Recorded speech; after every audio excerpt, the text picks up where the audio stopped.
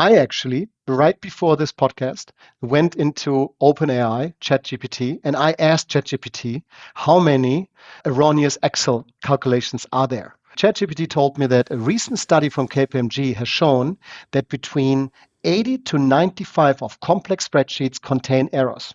So my 60% is a very, very modest guess, I guess, right? But so that's basically where I think we are, right? And as I said, these mistakes can be a very simple ones or they can be highly complex one. The question is, are you willing to accept the fact to have even the slightest risk that there is an error in your Excel spreadsheet? And that's the question that I'm always asking people.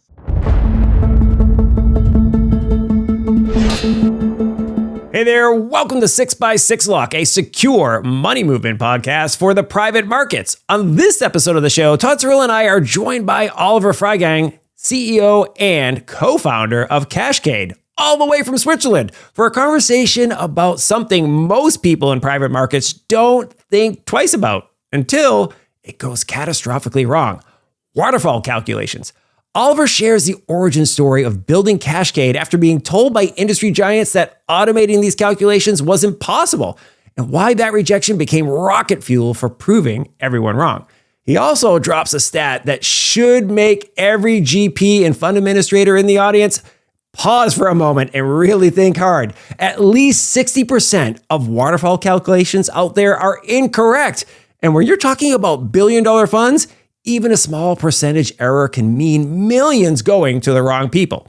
We also dive into why Excel spreadsheets, the backbone of private markets for decades, are finally meeting their match, what happens when someone tries to hand this problem off to AI, and where the handshake happens between getting the calculation right and making sure the money moves securely to the right accounts. Now, before we get to the conversation with Oliver, please do make sure you subscribe to the 6x6 Lock podcast on Apple Podcasts, Spotify, Amazon, the YouTubes, or wherever you like to get your podcast jam on. And if you have a question or a suggestion for the show, hit us up. Just shoot us an email, podcast@sixlock.com.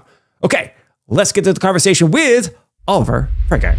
Well, Oliver Freigang, you got to correct me on the pronunciation. Oh, look, that was actually pretty good. Was it pretty good? For someone originally from Boston, now living in Austin, very good. I got to work on the accent. Yeah. The amount of work I have done on softening my Boston accent is amazing. So anyways, welcome to the 6x6 Lock podcast, all the way from Switzerland.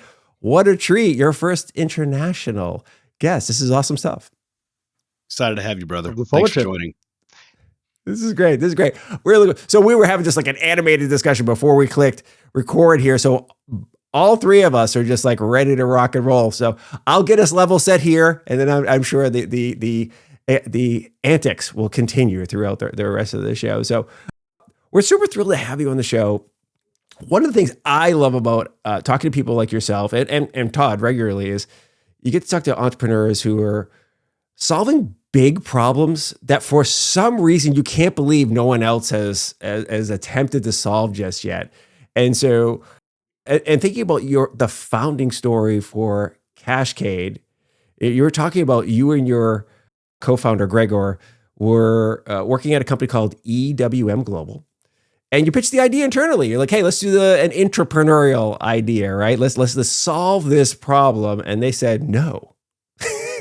Not only did they say no, they're kind of like, you can't do that, whatever. And so what happens next? Did they trash the idea? Did they tell you, oh, this is a bad idea or something? Yeah. So yeah, what happened? So the thing is like, so EWM Global, came from the deferred comp side. So they were focusing on, on basically the whole deferred comp side, and they were just venturing into the whole, what we call GP carry. So basically the carry allocation part.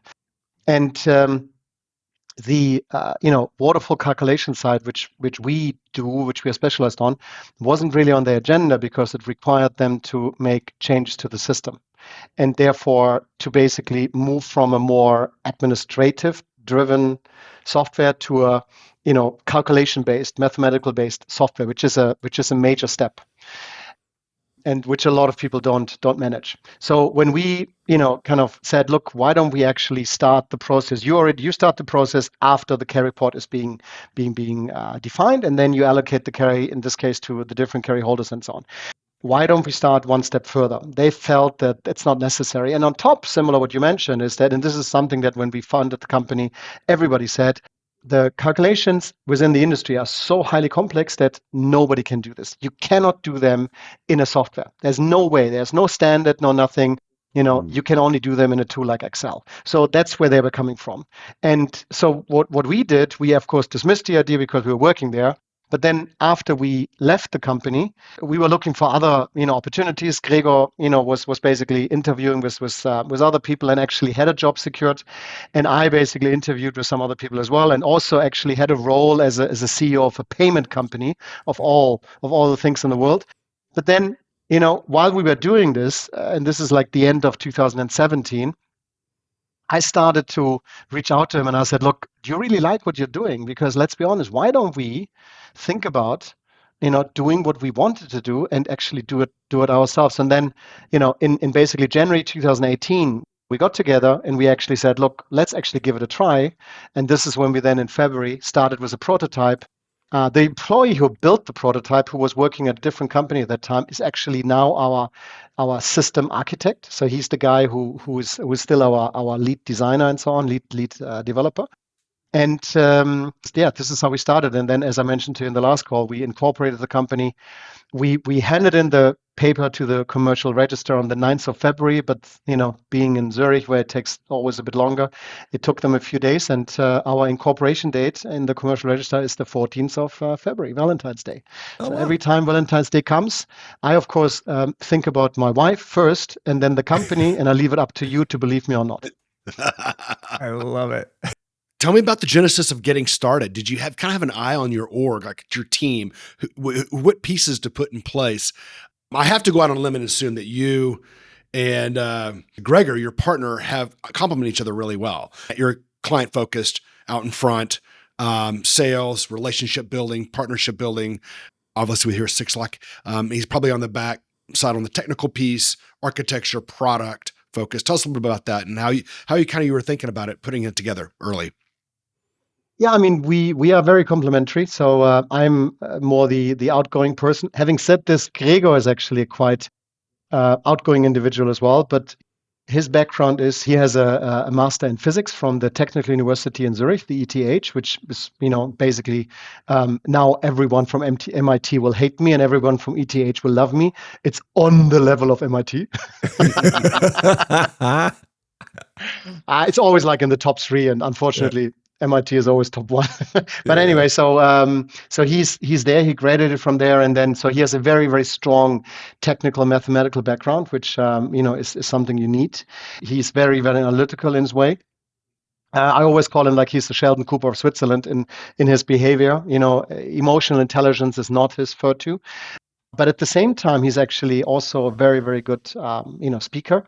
He's very good with clients and in problem solving. So he's not this introvert individual that you might think. He's actually quite outgoing, which is probably based on he's a politician. He's a member of of the Green Liberal Party and so on. So there's a lot around him that is actually quite interesting, which makes it very, very interesting to discuss things with him. And of course, my background is more, the sales, the business development side. But at the same time, I, of course, also have a technical side. So, I used to, build products and, used to work in product development roles and in quite technical roles. So I think that's what makes it, easy for us to understand each other. But at the same time, he loves to build the product, come up with new features. He writes the requirements perfectly. And I, like the client, sell side. So that's where we are very, very complementary. When we started the Qashqade, as I said, we were two of us. So, we didn't really have an office. What we did is like, we had a friend of ours who runs a trust company with a couple of colleagues. We did rent an office space there. So twice a week we met. The rest of the time we worked at home. We had this typical sessions where Gregor likes to work at night. He's a late starter. I'm an early bird. So we had this, particularly at the beginning in the first, 12, 18 months where he worked until 3, 4 o'clock in the morning. And then I started to get up and I picked up where he finished and I took it on. So we had that 24-hour. And of course, we had highly support from the families and so on, right? I mean, this is something we have to say as well. At that point, You Gregor have to. didn't have kids, right? He Yeah. had a wife, of course, but he didn't have kids. The kids came later. So his kids are still quite young. I, of course, had kids. My kids were teens. And so they are now, my daughter is now, she finished her studies. She's now, trying to do a master.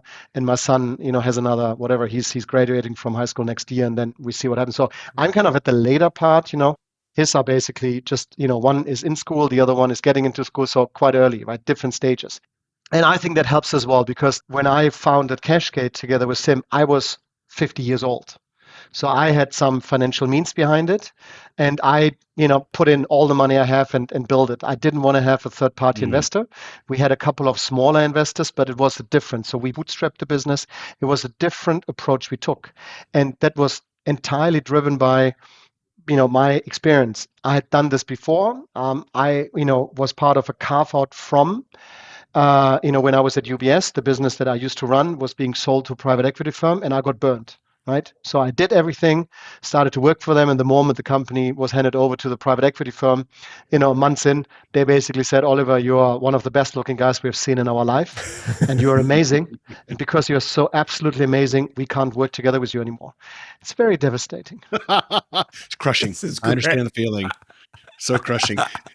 Well, what's fascinating to me is that an industry that's allocating capital and moving a lot of money around here and there would look at you and say, well, that's impossible. We're not going to go build that. We're not going to go, this is something that can't be done. We don't want to pursue this.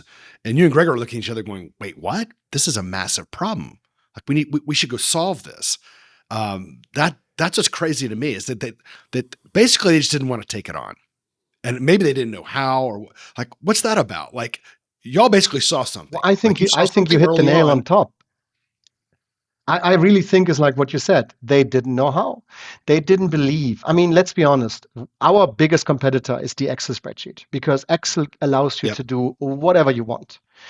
And that is it's a massively powerful tool, right? It has its deficiency and some major ones.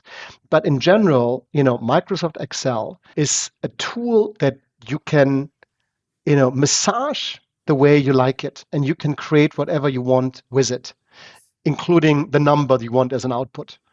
And that type of flexibility is not that easy to replicate. And at the same time, if you try to build a software that can replicate this type of flexibility, it has to be a very, very powerful tool. And it means that you really, need to start, on a greenfield. So if you look at all the big fund accounting softwares, which kind of naturally would be the ones who are building it, right? So you take an Investron, you take an Alview, now Alview, formerly Alta Return, and eFront and whatever they are, right?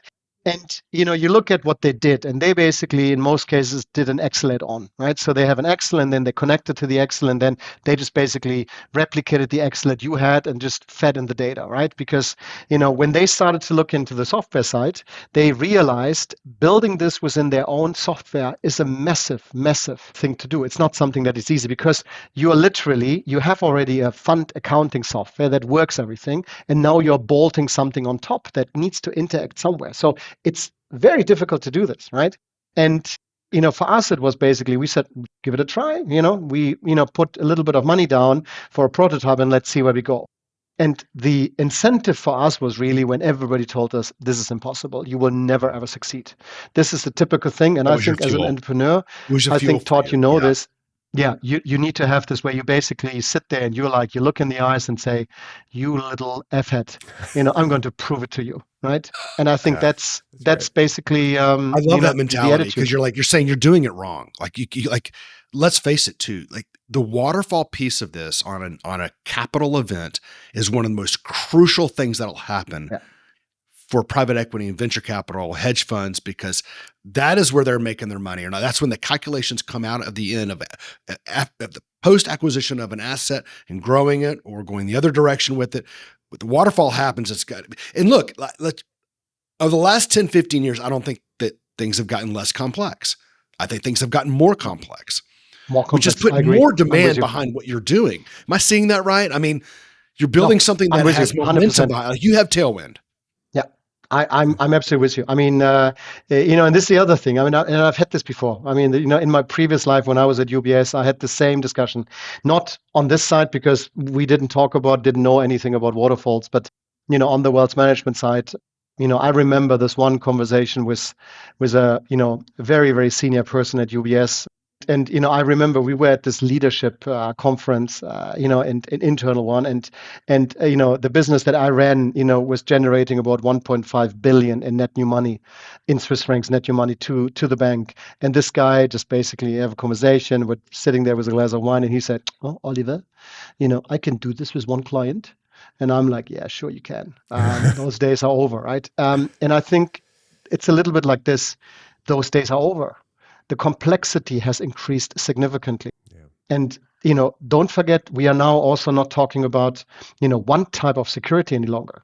We are talking about any type of instrument that you can use. So whenever you build a software, whenever you build something that you want to use within private markets, you need to be able to actually have something that you can use for any type of underlying instrument. I always making the joke at the moment that you can come with a tulip, it doesn't matter any longer, right? But that's the point. And Todd, in Europe with 6lock, that's exactly one of the challenges that you have. It's not just trading US dollars any longer, right? You need to be able to actually think about, okay, what about crypto, right? What Yeah. about tokenization, right? All of the things that we have heard about over the last few years, they are now they're part of the puzzle. So you need to They be are. able to cater for this. They are. I'd love to hear from your standpoint when you go to market and you're having a discussion and maybe you have a battle card with you where you are comparing Qashqade product to an Excel spreadsheet or maybe other competitors. I'm willing to guess that you find a lot of errors actually. I mean, you could go post-mortem and look at previous transactions for customers or prospects and say, there's some errors in here. There's some warrants that weren't accounted for, or there's options that actually have different timelines or vesting periods, whatever it may be. I'm making it up, but like you're kind of pulling the sheets back and saying, look, the Excel spreadsheet it did its job up to a point, and we all used it. I mean, if you went, if you grew up in the 90s or early aughts, everyone was a spreadsheet fanatic. That's what you used. That was the tool. Yeah. I have to say, I don't think that's the case any longer. I don't think that is. So I would love to take your point. Like, is there a situation where you run into errors where you're like, wait a second, this person's owed more money or this one's less? What's your take? I mean, it's a sensitive subject. Yeah. And it's a very, very sensitive subject because you always have to, and we have these discussions with, so many people because you talk to people and everybody recognizes that there are errors in Excel spreadsheets because all of us had them, right? I mean, even in the simple Excel spreadsheet that you are using, in a little formula, you are basically forgetting to link it to the right box, and suddenly, boom, you have a little error, but you're finding this. So you think about spreadsheets that are, up to 300, 400 megabytes in data. So, I mean, massive ones, maybe connected to other worksheets. So, of course, there is a high risk that there is a mistake in there. So, and then you always have this discussion with the people that are like, oh, yeah, we know that there's a lot of errors, but not in mine.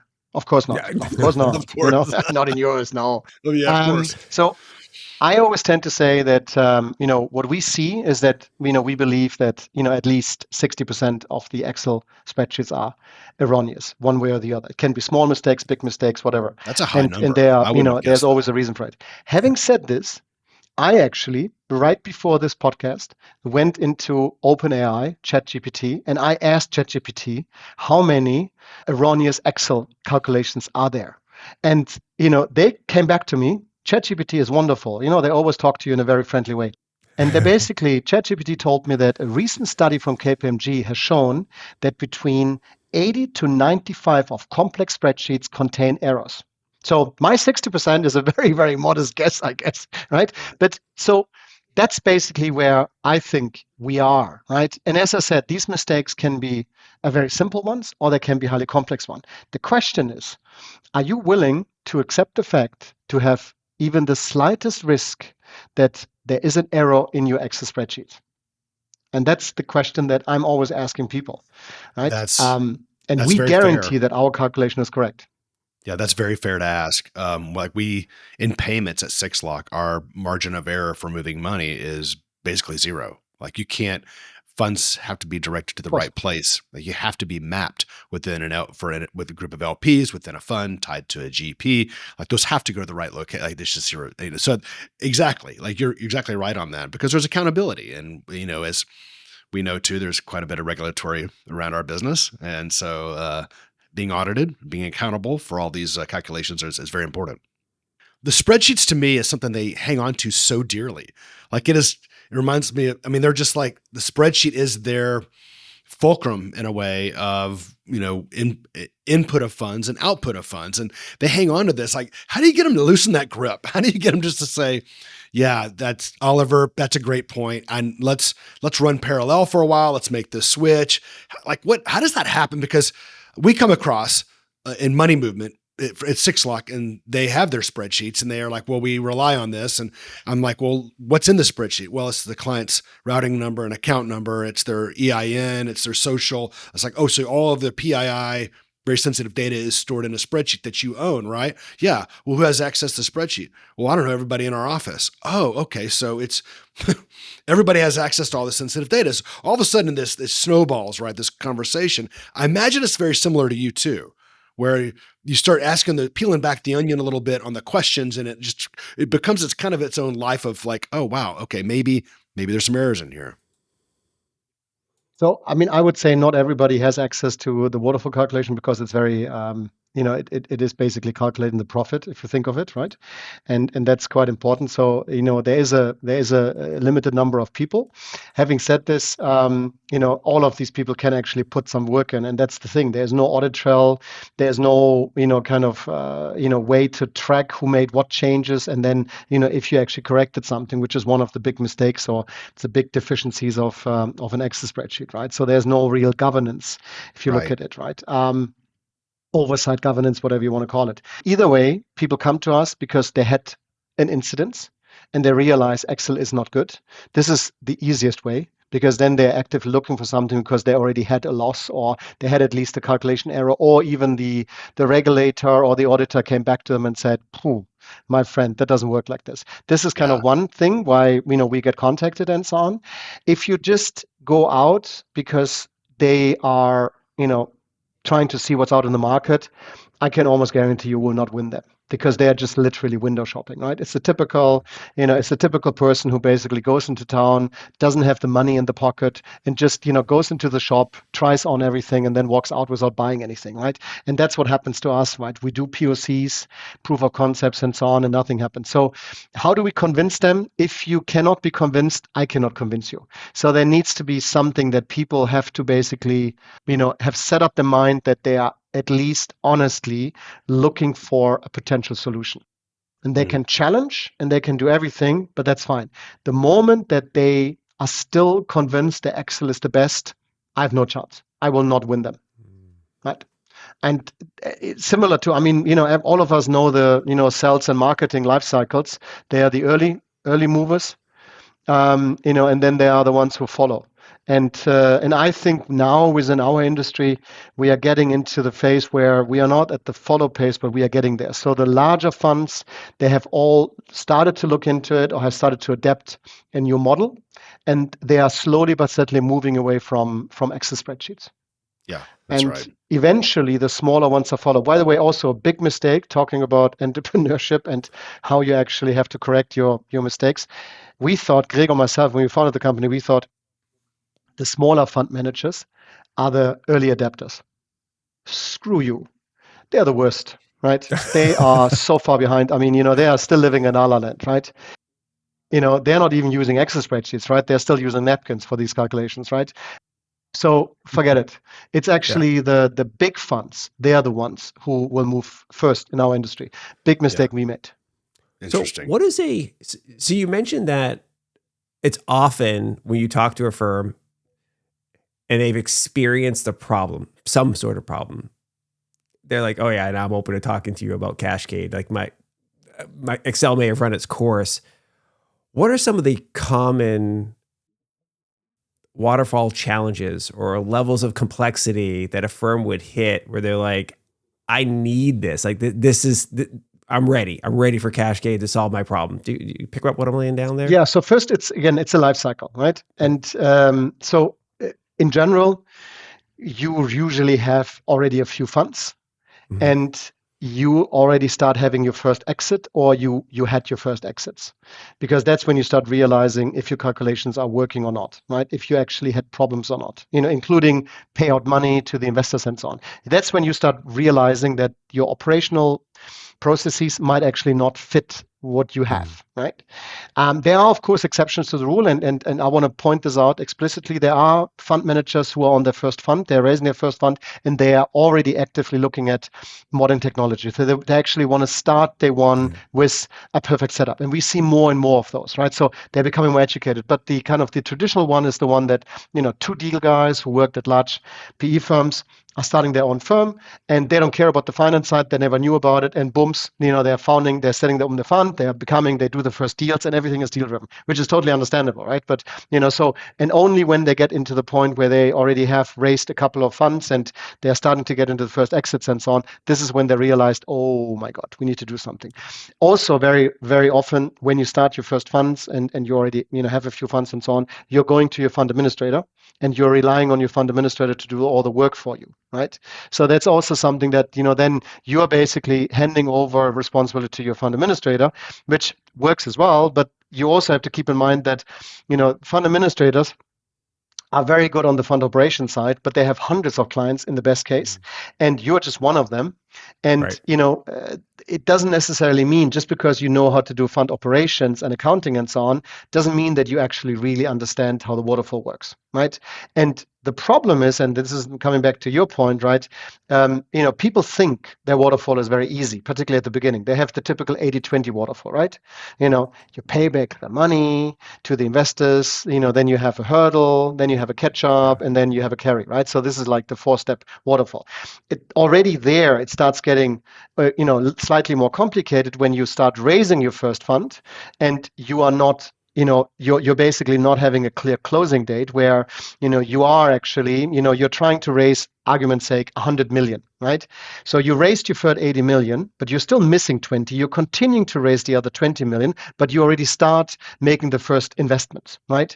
So what happens is that you basically don't want to disadvantage the earlier investors compared to the later ones. So you are equalizing the whole thing, right? So and this is something that from an accounting principle, right, requires you to actually start making a couple of adjustments and so on. Very often, believe it or not, it's very simple, but what we have seen is that you have the Excel spreadsheet, you have 20 investors, 16 were when the first deal happened, the other 4 came in later, and people simply forgot to take the little icon in the left-hand corner and push it over to the 20.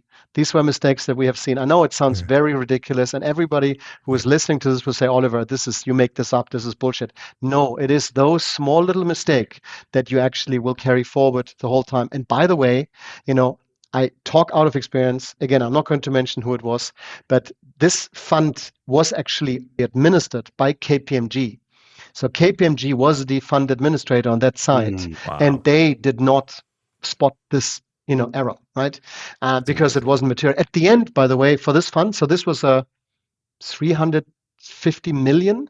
This error would have resulted, if they would have closed, paid out and everything, would have resulted in a 6 million incorrect payout. Just so we are talking about numbers and so on. So it actually wasn't as small as you might think, it wasn't a rounding error anymore, right? So, the other thing is literally what happens very often is that, you read an LPA, you set up the model, and you are not you're not following the LPA rules. That's a very, very normal mistake or a very common mistake. So it's basically, the way that the LPA is written is not necessarily the way that you are setting it up in Excel, because that's the discrepancy again between a lawyer writing a document in legal lingo and a financial expert is trying to put this into an Excel or into a model, right? That doesn't necessarily be identical. I know that every lawyer thinks that they are genius in mathematical things and everything else. That's the nature of the beast, and these guys are brilliant, but it doesn't necessarily mean that they really understand all the models in and out, right? Now, again, I probably now have every lawyer, suing me, but that's the reality. I tell you what, Your it's inbox funny. is filling up. My wife runs a billing team for a very large financial firm that does this. So it's kind of like the opposite. Like we're charging you money versus, charging the end client money and so forth. And then the money gets sent out to the financial advisors, the end advisors. That's how they get paid, right? And exactly what you're describing is there. It's like, hey, okay, we've got these models. This is what our fee looks like.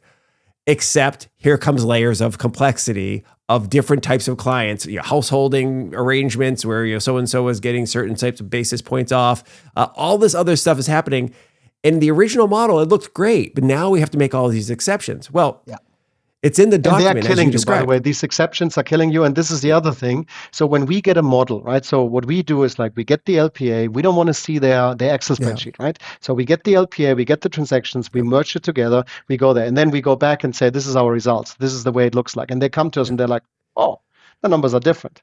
I mean, I can almost guarantee you 80% of the cases, the numbers are different. And then we start running a, recon, due diligence, what you want. We're trying to figure out where's the difference, right? Because of course, the prospect and client, whatever, will always say, we are right and you are wrong, right? And we will always say, no, we know we are right because we know the mathematical calculation is right? I mean, it's a system. We are not manipulating anything. So, and then, we look at where is it? And, very, very often, right? It's like, suddenly we find out, it's like, they're like, oh, but we had this little one-off transaction. And we are like, where is that? And they're like, oh, sorry. And now I know now. Okay. I mean, why are your expenses off by 100,000? Oh, now I remember in 2018, we had this and this, we had to pay out X, Y, that. So, that's a one-off. And you are like, okay, I mean, if you don't give me the full set of data and you don't explain to me why you did certain things, right? You bulk them into expenses, but these expenses we can't, calculate with, or we can't deduct whatever. So what do you want me to do, right? So, and this is what happens, right? And this is what happens and this is why Excel is beautiful, because you literally can do whatever you want, right? But you can't do it with our system. And that's why when you look at a software like ours, and by the way, the same thing at 6lock, right? It's a system. Yeah. So there is a logic, and you need to understand the logic. The moment it's starting to be, there's no rule behind it. You can't. Yeah, that's right. It doesn't work. The realization is the realization of your clients at some point. All of a sudden, the light bulb comes on for them, knowing, hey, wait a second, Oliver, I can just hand this all over to you, and you understand the rules, the regulations, how the framework of the LPAs work, how things are crafted, how the flows are supposed to go. It's like, wait a second, I can hand this over to you. And then after this, the value prop that I'll feel as a client is like, I can spend my time on different things. Yeah. I can now focus on budgeting, forecasting, whatever, finance teams kind of have their head in that world, that I can pivot to that. So I'm bringing more value to my firm by not just adding numbers and calculating and trying to figure out like what, there was that expense. Oh yeah, there's 2 investors that came in a year later, like all these other components that should just need to be handed off. There has to be this idea of, oh my goodness. Well, okay, we can really focus on deals or things that are very important. And you mentioned the forecasting, and this is the other thing, right? So using a software, you can actually then use the software to do forecasting. So the only thing I need is basically your future transactions. Give me your NAV, give me whatever you think will be, kind of the cash flow data that you might have in a year, 2 years time when you sell those companies, those deals and so on. And then let's see what impact this will have. And that might help you with whatever you want to do. Do I want to sell the portfolio firm I have a year earlier? Do I want to sell later? What impact does it have, right? And then it actually feeds through, and you don't have to run this in an Excel. You basically just enter one transaction, click the button, boom, you get the data, and you can then compare, kind of this is what it is today, and this is what it is in the future. It's like, oh, let me see. Oh, yeah, great. Let's actually make the decision right now, right? Oliver, how does AI fit into all of this? Because I can imagine you can speaking to customers or even prospects like, well, we're going to throw everything into Grok, and Grok's just going to calculate this thing for us. How does that conversation go? It's a very, very active conversation at the moment. I think for all of us, AI is one of those new technologies that are having a massive influence, and people believe that AI can do everything. And while I believe, I just told you that I went into ChatGPT to look up the numbers, but I believe that, if you use AI in the right way, it can actually, help you tremendously and reduce your time and so on. The one thing, if you look at, can a Claude AI, for example, replace a system like ours? I personally believe it's not there yet. It probably will never be, right? Which I know a lot of people who use Claude AI would again start jumping at me. But so what you do is basically you take your Excel spreadsheet, you feed it into a Claude AI, and you are not doing anything else with it. So you're still using the old model and the old logic that you have, and you put it into a tool that will help you in a much faster way to get to the number that you might want to get to, right? It gets you to the number that you have in your Excel. So you're still not working on the ownership and the governance of this, which is what we do with our software, right? So, when you decide to go to a software like ours, coming back to the point that you made, Tom, then you actually also get the whole auditability around it, right? So you get that our system is SOC 2 certified. We are constantly running the tests around it to make sure calculations are correct or not, right? We are basically enhancing the software in a way that it can handle more and more complexity and so on around it. And it gives you this governance around it. So you can go to your auditors and say, this is what it is. I would like to see the auditors when you go to them and say, hey, Claude AI, right? I'm sure that they will look at you and say, great, my friend, let's use this, right? And you, of course, also, kind of have the old ownership, right? And the whole, as I said, security, we talked about audit strain, infrastructure style and so on. One thing is that, kind of what we have seen, particularly with larger clients, is a huge amount of scalability, right? So the data that we are getting, we are talking about 600, 7,000, kind of lines, right? Which I have not tested out these AI tools out there, but I don't know how they would cope when you are actually feeding this type of very massive structure into it, right? What we've done with AI is that we actually tried to see if AI can handle the type of what we consider complex calculations. And so far, what we have seen is like they are not there yet. What AI can do very well is if you take a very, very simple waterfall, they actually can replicate the numbers up to the dot. So that's amazing. That's great. So that's why, I think, AI can be very helpful in a lot of ways. The one thing that is, again, I would question is one of the things that we get asked, why don't you build AI? So you take your LPA, put it through an AI agent, and then automatically it starts giving you all the steps and so on, right? The problem is that, and this is kind of the next issue, right? That, kind of AI today, will not give you 100%, security around it. So you have a certain level of hallucination that is included. So are my clients happy if I go back to them and say, here's an AI tool, I give you a 96% guarantee that it's correct, and there's a 4% hallucination, right? So on your 10 billion fund, with different funds you have, there's a 4% chance that some of the funds you give me are incorrect. Are you happy to do this? Are you, in agreement? I believe the clients that I have would go back to me and say, screw you, no way, right? I'm taking you, I'm paying for you to give me 100%. 4% on 10 billion is 400 million bucks. Yeah. A little bit. Yeah, a little bit.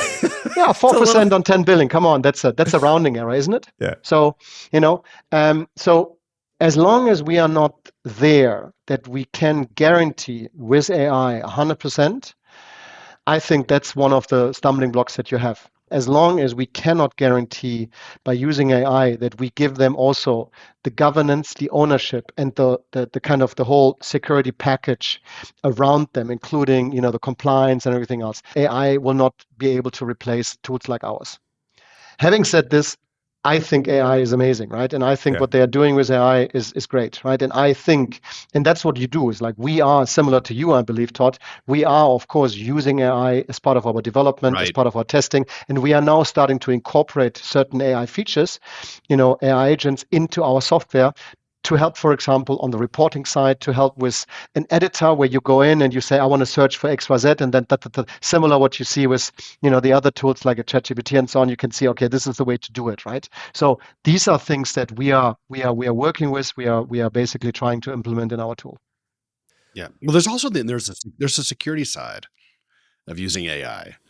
You're like potentially we're feeding this very sensitive data from GPs and LPs, and there's just things attached to this. Sandbox is great. There are quite a bit of guardrails there as far as running calculations and testing and so forth, and even trying out new features. But like we're kind of in some uncharted territories. I mean, you can't just throw AI as a blanket over everything and say, I need you to solve for this and solve for this. Because it's going to LLMs, and it's going to places to pull data, and it's taking inferences that may or may not be right. And you're right. There's the hallucination side that it does get confused. There's the 4% on that. That's a big number in our world. And so, but the security thing I want to go back to, like, that's important. Like we don't know enough about the security side of this. Where's the data going? Exactly. Now, of course, people would argue and say, if you have your own agent, you basically can close it up and you have it and so on. But I agree with you. And then, talking about data, the amount of data and the amount of energy it takes to run even the smallest calculation is immense. So, if you look at the type of calculations that we are doing, right? I mean, we have, by now hundreds of algorithms run in the background, right? Already, when you get 600,000 data records, right? It takes, minutes, sometimes 20, 30 minutes to run, right? To get the numbers to it. Now think about what amount of data volume you would need, having an AI generated one. I mean, this is, I don't know, you're probably shutting down a whole bloody city, at least a small one, in the mountains in Switzerland, right? That's funny. That's right. Question. You mentioned something earlier just about the forecasting side of this. That really piqued my interest, really from the standpoint, because it's so much more of like looking forward. Waterfalls has really taken past data and truncating it and coming up with, the output of where the funds need to be delivered, or what the results are really on the output of a transaction. So, but looking forward on forecasting, how are you seeing Qashqade's product? Is it almost like prompt forecasting in a way? So you can say, for example, I can say as a GP, I'm going to fire up my Qashqade and I'm going to say, man, I've got this fund two over here. I've got this, my best asset in it. What if I sell it for this? And what if we did like a 50% roll forward? What if we did a cash on the other 50% is part cash, part this? I mean, you can really like come up with some really creative scenarios to really like help you like negotiate.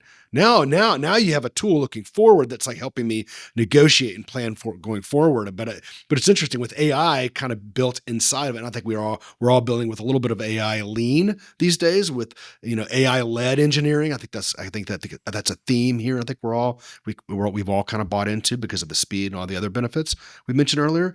But as a GP looking forward, I can see almost like prompt forecasting in a way when I think of Qashqade. I like Is that right? Am I thinking forecasting about that right? Yeah, no, exactly. That's exactly what we do. And that's where also one of the direction we are going, right? So that's, kind of the analytical part, building out the analytical part a bit more, making it easier. The one thing that we realized, beginning of last year, was that we had built for 7 years on adding more and more functionality to the software.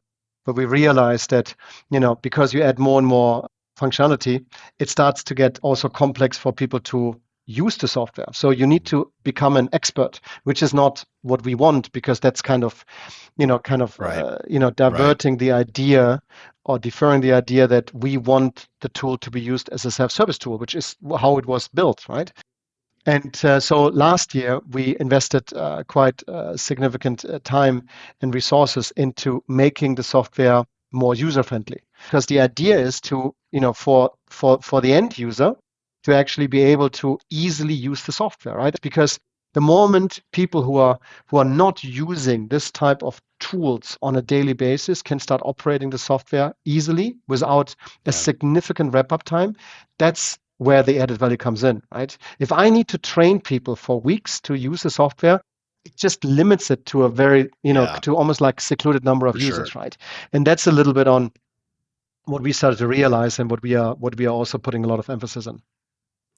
Yeah. we really need to make that a poll section, a little clip for the world to see, because all three of us are old enough to remember, like early in our careers, working in Speak for yourself. I'm corporate world. I'm a young person. Look, I'm only 25. There you go. Look, we remember when you're working for a big company and they sent you to training to use a piece of software. Like you actually had to go for a couple of days at the corporate training office or a little breakout room or whatever. So-and-so is going to teach you how to use whatever our proprietary solution is or the thing that we're using so you can do your job, right? And software is a pain in the butt back then. And so the fact that modern developers, right, who are serving, high-end clients are thinking, hey, we want to make sure this is easy for them. This isn't a consumer product. This is not something that I'm downloading on my phone and I'm going to use my day-to-day life, right? This is a very specific tool for high-end, high-value money movement. And the fact that you're thinking about the user experience is so important, right? Because it makes the ability to do business easier. I love it. Yeah. I always said, I mean, if Gregor would be on the call, he would start yelling at me right now. But I always say is to him, when he comes back and he tells me this is what I have and gives me the mock-up screens and so on, I'm always like, kind of the running joke for the first few years was I was always telling him is like, the boxes need to be rounder. They need to be sexier, right? So this is the word that I use. They're not sexy. I'm not feeling it, right? And he, of course, is the guy who's like building it. He's like, I'm going to slap you in the face. Maybe right. I'm gonna murder you, dude. Yeah. Oliver, you sound like me, man. You sound like me. I'll come back to our product and engineering team. It's like, hey, I've got about 5 clients. They want this feature, and I promised it. I think about a month from now. Is that? Oh, thanks, guys. See you later. I'm heading to lunch. That should be easy, right? I have this right now. Yeah. I got to wear my Kevlar when I come in there because they're throwing bullets at me for sure. That's fantastic. Well, all right. So we're starting to kick for a home here. I got a couple little quick things I think that I think it's really important to kind of close the loop up. Number one is, okay, so great. We're using Qashqade. We're off spreadsheets, right? We've kicked the habit. Now it's gone through the calculations and it's telling us, all right, here's who gets paid, here's when they get paid, here's how much, all that type of stuff. What happens next? Like, how does the money actually move? I mean, we had a conversation, Todd and I, last week with a gentleman by the name of Stanton Ray, who does this. He's moving money, and he was talking about the complexity for him. But what are you seeing with clients? Like, how are they moving money? To be honest, we are not involved in this at all. Yeah. So this is where it stops for us. We actually give them the software. They can calculate. We can go one step further. If they give us the instructions, we can actually create a file, which basically gives them the instructions where money has been moved to. But, kind of how they're doing it is outside of us. If it's fund administrators, then the fund administrators are making the payments and so on, right? But if it's a normal GP, they are, it's outside of our scope. We don't know. We try to tell them, particularly, about 6lock and say, hey, if you want, we can actually facilitate this as well and get you in touch and, help you and work it out and so on. But how they are doing it is, I wouldn't go as far and say it's a mystery for us because everything is very plain simple. But, when they pay, all of these things, all of the terms, we don't even know, right? Because that's not part of the information we are receiving. We are just literally there to calculate and to allocate. And that's it. So we are not involved at all. We are also not regulated. So, to be honest, I don't want to be involved, right? Because I don't want to be a payment agent suddenly. That's why, again, we will work with 6lock to see, how we can, utilize their software and their expertise to get the money where it belongs. Yeah. That's really where the handshake takes place, Mike. From after our waterfall and calculations are finished, to the partnership engagement right there with 6lock, where it's like you hand it over and it's okay, let's do verified money movement. And the verified piece of this is making sure that everyone, people, entities, and their bank accounts, that view right there, or that profile, is who they say they are. Wire fraud is in an all-time high right now, and we know bad guys use AI too. You see the same headlines I do. Yeah. The Wall Street Journal on every Saturday and Sunday about voice cloning, facial impersonations that are happening via cell phones now that are spoofed numbers, the deep fakes that are happening, which is really an amalgamation of everything kind of pulled together to fake someone out so it can be a man in the middle type of attack. So obviously funds are thwarted and sent in the wrong direction. And that's where 6lock comes in. We are just saying this is a person, they are tied to this entity, they're tied to this bank account. They are, and we reflect that in the software. So the user system does have, we have sexy nomenclature inside of it to tell you that it is who they say they are. They've been verified, whether it's a government ID, driver's license, passport, whatever it may be, to like really tie everything, all this together. So it really does, it makes that last, Qashqade and 6lock are interesting because we sit right there at the finish line for these companies. They do all their deals, all their hard work. They grow these assets. And then when it comes time to transfer the assets to another person within a transaction, whether it be a buy or sell, then that's when we kick in and go into gear. And Qashqade really comes up with a beautiful way of putting together their waterfall and that outcome right there, which the value props are massive right there, keeping people out of trouble. And it's also given their time back so that their teams can focus on more high value kind of, activities, benefiting their firms and their LPs at the end of the day. And then the handshake happens to 6lock, where we take that and engage with, their financial institutions and making sure all those funds are routed in the right place. And also too, we're turning lights on transactions. I can show you when funds have landed now. In the past, it would just give you a Fed reference number or some type of like a receipt when you go have dinner. It doesn't tell me anything, right? It just says I went there, but it doesn't tell me like what happened, right? And that's what we're doing with funds transfers. Is we're saying, no, the funds are in flight. Funds have landed. They are where they're supposed to be. And so that's what financial teams really want to know at the end of the day. A lot of, for example, we see here, in our world, we see a lot of transactions or deals happen on Friday afternoon. They just do, Thursday and Friday afternoons. And those fund flows, because of banking rules, they will not land or be completed and typically until a Monday. And so it's for us to really shine the light on that for finance teams so they can have a peaceful weekend and come into the office knowing that they don't have to wait for a phone call to come from a LP saying, "Hey, where's my money?" Like that's like the worst case scenario. And you never want that to happen. So our job is the amounts. Yeah, the amounts are also, we are not talking about peanuts in most cases, right? No, not at all. So, no, not at all. Right. Yeah. So, it's interesting. One thing if $200 get missing, right?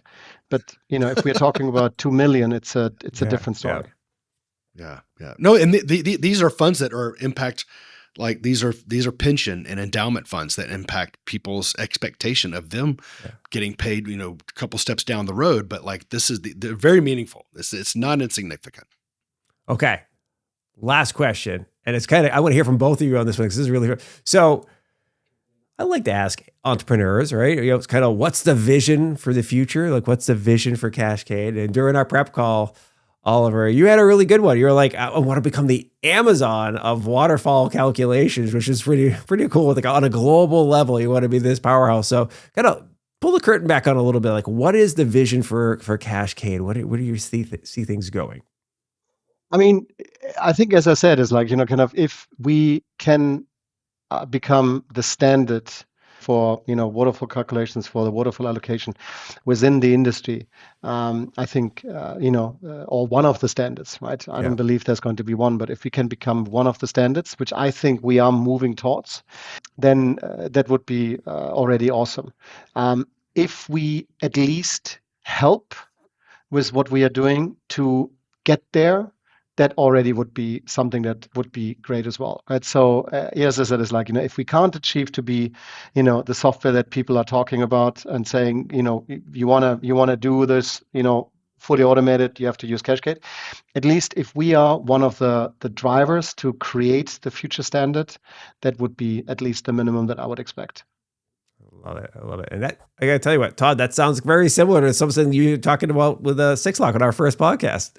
Yeah, no, being the standard, and that's like I think it was mentioned earlier. I think Oliver mentioned it earlier in the podcast, of just about being you're either a leader or a laggard, And I think that's very true. It's a very much a herd mentality in this space. I think that like best practices and shared ideas of some of the best things that are available to us spread like wildfire. And I think everyone really comes along and gets behind that very quickly. So becoming the standard in a space is absolutely key, especially from a software standpoint of providing a tool to all of our ICPs, which would be the GPs of the world, is key. For 6lock, it is. We want to be the standard as well for verified money movement. That is where we want to live. This is our space. We are not in other verticals. We don't support GovTech or healthcare or other spaces. This is where we live. So we have a purpose-built product that is here to support the GPs and all of their customers, which are the LPs. And our goal is to be the standard and just be the gold standard really of just this is how it's done safely. Well, this has been a fantastic conversation. Oliver Freigang. Did I mess it up? Oh, I get it. No. Close. I'm reasonably close. Okay, I apologize. We're gonna work on this. I'm gonna workshop it. Qashqade.com, QASHQADE.com is the website. So we'll make sure we send people there. We'll have that linked up in the show notes. You're on LinkedIn. We'll make sure we get that LinkedIn profile there too.